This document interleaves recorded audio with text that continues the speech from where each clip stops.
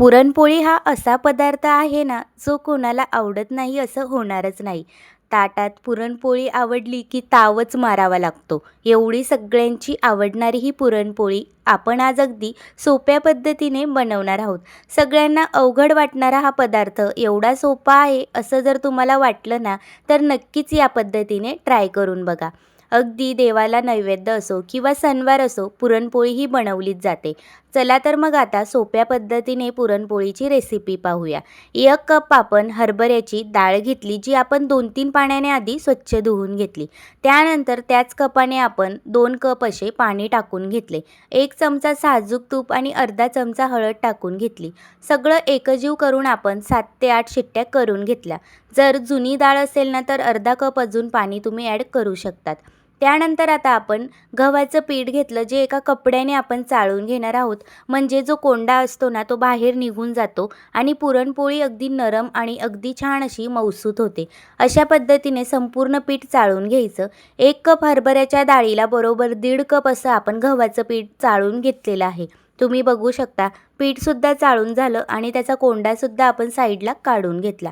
आता यामध्ये आपण एका ग्लासमध्ये पाण्यात अर्धा चमचा हळद टाकून या पाण्याने आपण पीठ मळून घेणार आहोत. म्हणजे पुरणपोळी दिसायलासुद्धा अगदी सुंदर दिसते. थोडं थोडं पाणी घालून आता आपल्याला या पिठाचा एक गोळा मळून घ्यायचा आहे. जास्त नरम ठेवायचा नाही किंवा जास्त घट्ट पण मळायचा नाही. थोडासा आपल्याला यामध्ये कमीच पाणी घालून हा मळून घ्यायचा आहे. पिठाचा गोळा मळून झालेला आहे. आता एका बाउलमध्ये पाणी घ्यायचं आणि 20 मिनिटं हा पिठाचा गोळा या पाण्यात बुडवून ठेवायचा. म्हणजे आपली जी पुरणपोळी असते ना, ती इतकी मऊ बनते. ही ट्रिक नक्की वापरून बघा. त्यानंतर कुकरमध्ये आपली डाळ शिजून तर झालेलीच आहे. आता त्यामध्ये बरोबर त्याच कपाने मोजलेली 1 कप आपण साखर घालणार आहोत. जर तुम्हाला गूळ वापरायचा असेल तर अर्धाच कप गूळ घाला. साखर जरा कमी गोड होती म्हणून 1 कप बरोबर साखर घातली. त्यानंतर संपूर्ण साखर एकजीव करायची आणि कुकर आपल्याला तसाच गॅसवर ठेवायचा आहे. त्यानंतर आपल्याला या पद्धतीने हे पुरण संपूर्ण स्मॅश करून घ्यायचं आहे. अजिबात पुरण चाळायची गरज पडत नाही. लगेचच घट्ट पण होतं आणि गार झाल्यानंतर संपूर्ण हे पुरण घट्ट होऊन जातं. त्यानंतर पाण्यात ठेवलेला पिठाचा गोळा काढून घ्यायचा आणि अशा पद्धतीने छान असा मोकळा करून घ्यायचा आणि नंतर छान असं जसं कणकेचं पीठ मळतो ना आपण गव्हाचं पोळीसाठी, त्याच पद्धतीने थोडंसं तेल लावून छान असा सॉफ्ट करून घ्यायचा. हाताला जर चिकटत असेल ना, तर थोडंसं गव्हाचं पीठ लावून सॉफ्ट करायचा. त्यानंतर आपण या पिठाचे 2 छोटे छोटे गोळे घेतले आणि मोठा पुरणाचा गोळा करून घेतला. एक गोळा घेतला जो आपण पुरीसारखा पीठ लावून लाटून घेणार आहोत. तुम्हाला अजून कोणती सोपी पद्धत माहीत असेल ना, त्या पद्धतीने तुम्ही पुरणपोळी नक्कीच ट्राय करा.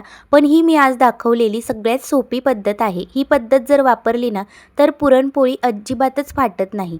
छोटी पुरी लाटून घेतली, वरतून पुरणाचा गोळा ठेवला, तो पण स्प्रेड करून घेतला आणि दुसरी पुरी वरच्या साईडने अशी आपण ठेवून प्रेस करून घेतली.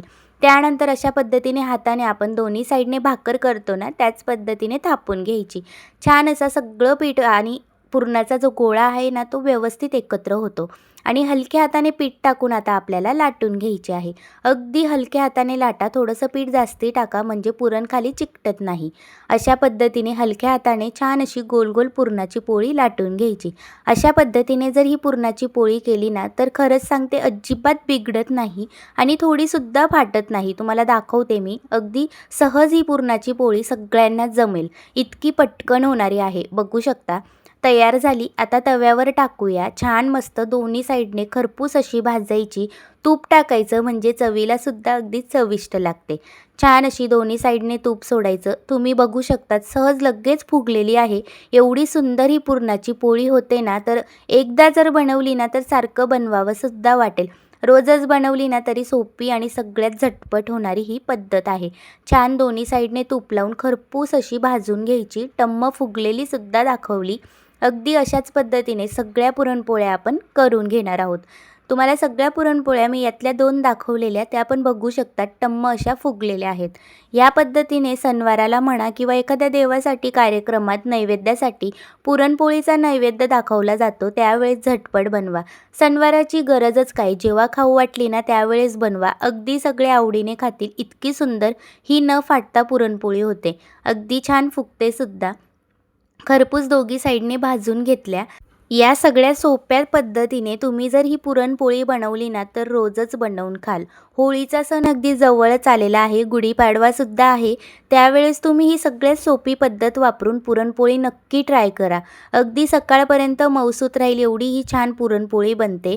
रात्री बनवा किंवा सकाळी बनवा, अगदी दिवसभर मऊसूत राहते. एकदा ही सोप्या पद्धतीची पुरणपोळी नक्की ट्राय करा. सगळ्यांना खूप आवडेल आणि नेहमीच बनवावीशी वाटेल एवढी ही सोपी पद्धत नक्की ट्राय करा.